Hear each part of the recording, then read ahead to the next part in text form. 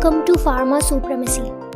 कोविड-19 pandemic को तकरीबन 1 साल से ज़्यादा गुजर चुका है। एक वक्त था जब वैक्सीन के बारे में सोचना भी मुश्किल हो रहा था। हालत ऐसी थी कि बीमारी का कोई इलाज आएगा भी कि नहीं। हज़ार मिस इन्फॉर्मेशन और बहुत सारी अफवाहें भी फैली। पूरी दुनिया के साइंटिस्ट और डॉक्टर्स ने वैक्सीन बनाने के लिए दिन रात मेहनत की। हर जगह ट्रायल हुआ, हर मुल्क में एक्सपेरिमेंट हुआ और बहुत सारे मुल्क ने वैक्सीन बनाया और दुनिया के सामने रखा। सबके अपने फ़ायदे नुकसान भी सामने आए, लेकिन इस वैक्सीन को लेके लोगों के दिल में काफ़ी सवाल है। आज इन्हीं सवालों को लेके हम हाजिर हैं। आज का हमारा टॉपिक है कोरोना वैक्सीन। आइए सबसे पहले समझते हैं कि वैक्सीन होता क्या है और इसे लगाना क्यों ज़रूरी है। जैसे कि आप जानते हैं, हमारे इर्द गिर्द वायरस, बैक्टीरिया और बहुत से पैथोजेंस हैं और ये हम पे कभी भी अटैक कर सकते हैं और हमें बीमार कर सकते हैं। लेकिन ये हमारे लिए जानलेवा भी हो सकते हैं और ऐसा बैक्टीरिया या वायरस जो एक साथ हज़ारों लोगों को अटैक करे वो काफ़ी ख़तरनाक होता है। आपको याद होगा, बचपन में आपको वैक्सीन लगाए जाते थे। एक वक्त था जब स्मॉल पॉक्स और पोलियो की वजह से हज़ारों लाखों लोग मुतासिर थे। उनके लिए वैक्सीन बनाई और सालों की मेहनत और वैक्सीनेशन की वजह से स्मॉल पॉक्स पूरी दुनिया से ख़त्म हो चुका है और पोलियो भी ना होने के बराबर है। ये सब वैक्सीन का कमाल है। तो कहने का मतलब ये है कि वैक्सीन सच में हमारे लिए बहुत ज़रूरी है। दूसरा, ये समझते हैं कि वैक्सीन कैसे बनाई जाती है और काम कैसे करती है। रिसर्च एंड टेक्नोलॉजी के ज़रिए सबसे पहले वायरस को पहचानते हैं, उस पर रिसर्च करते हैं और फिर उसको कमज़ोर करके या उसे मार के या उसके किसी हिस्से को लेके, जैसे कि प्रोटीन, मैसेंजर आरएनए से वैक्सीन तैयार की जाती है। उस वैक्सीन को इंसान के जिस्म में डाला जाता है। बॉडी उस वायरस को बाहर का मटेरियल समझकर ब्लॉक करने या उसे मारने के लिए एंटीबॉडीज़ बनाती है। अब ये समझते हैं एंटीबॉडीज़ क्या होती है। एंटीबॉडीज़ हमारा इम्यून सिस्टम पैदा करता है। ये एक तरह के प्रोटीन्स होते हैं और इसका काम है बाहर के पैथोजेंस को मारना और बॉडी को प्रोटेक्ट करना। वैक्सीनेशन के बाद एंटीबॉडीज़ के साथ मेमोरी सेल्स भी बनते हैं बॉडी में। मेमोरी सेल्स क्या हैं? ये वो सेल्स हैं जो याददाश्त रखने का काम करते हैं। अगर 5-6 महीने बाद या कुछ वक्त बाद अगर आपको इन्फेक्शन हो तो ये सेल्स या वायरस बैक्टीरिया को आराम से पहचान लेते हैं और फिर एंटीबॉडीज़ बनाकर उसे मार देते हैं। उम्मीद है आपको वैक्सीन के बारे में समझ आ गया होगा। पहले जब वैक्सीन नहीं था तो तब भी लोग डरे हुए थे। अब जब वैक्सीन आ गया है तो अब भी लोग डरे हुए हैं। आइए ये समझते हैं कि लोगों को वैक्सीन के बारे में क्या सवाल आते हैं और क्या कन्फ्यूजन है। सबसे पहला सवाल, वैक्सीन लगवाना चाहिए कि नहीं? जी बिल्कुल लगवाना चाहिए। दूसरा सवाल जो सबके दिमाग में है, एक वैक्सीन बनाने में 7 से 10 साल लगते हैं। ये कोरोना वायरस की वैक्सीन 1 साल में कैसे बन गई और 1 साल में वैक्सीन बन जाना मुमकिन है क्या?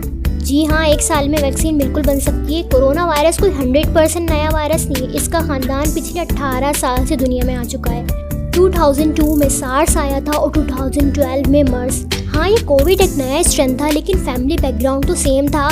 इस पर स्टडीज़ और डेटा कलेक्शन पिछले 17-18 साल से चल रहे थे। एक वायरस की स्टडी में सबसे लंबा रिसर्च चलता है जिसे प्रिलिमिनरी स्टेज कहते हैं। इसमें एंटीजन को आइडेंटिफाई किया जाता है और कम से कम इसमें 2 से 5 साल लगते हैं। वो सेम स्टडीज़ की रिसर्च हमने चंद महीनों में कंप्लीट कर ली।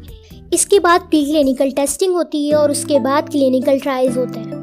क्लिनिकल ट्रायल के 3 फेज़ होते हैं जो सक्सेसफुल होने के बाद FDA से वैक्सीन अप्रूव होती है।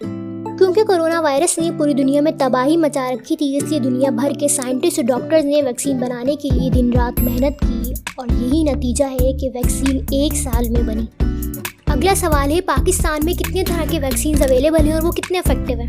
पाकिस्तान में इस वक्त Moderna, Pfizer, Sputnik V, AstraZeneca, Sinopharm, Sinovac, CanSino और पाकवैक अवेलेबल हैं।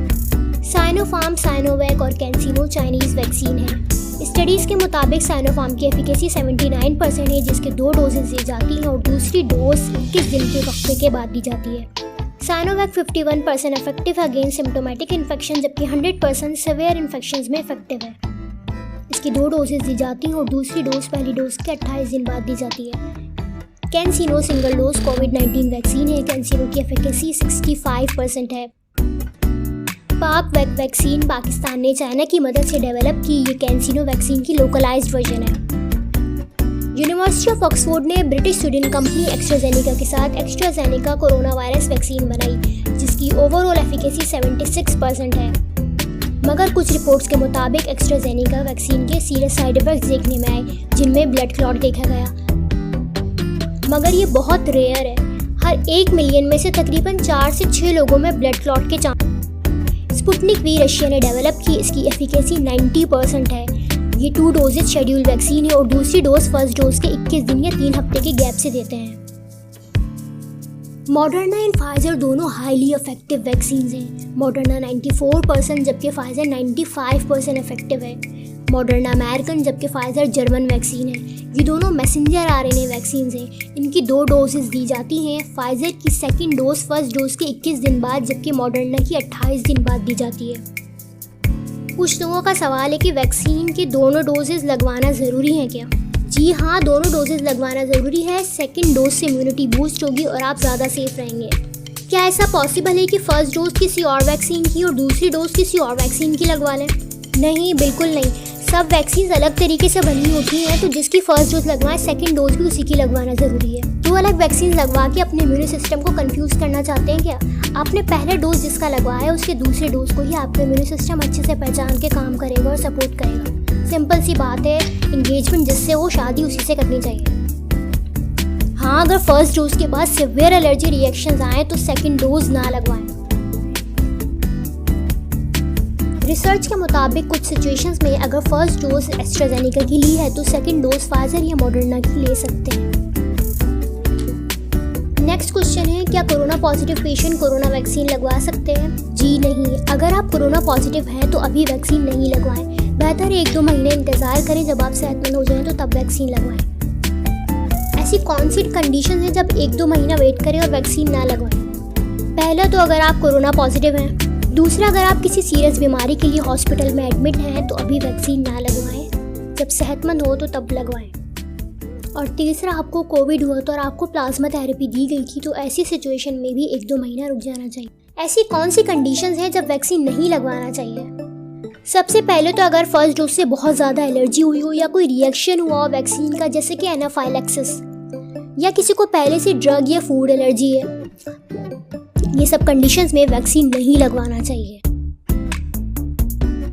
अगर किसी को डायबिटीज़ है, ब्लड प्रेशर की बीमारी है या कोई कैंसर है तो क्या वो वैक्सीन ले सकते हैं? ये सारे हाई रिस्क ग्रुप हैं। इम्यून सिस्टम इनका पहले से ही कमज़ोर है तो इनको बिल्कुल लगवाना चाहिए।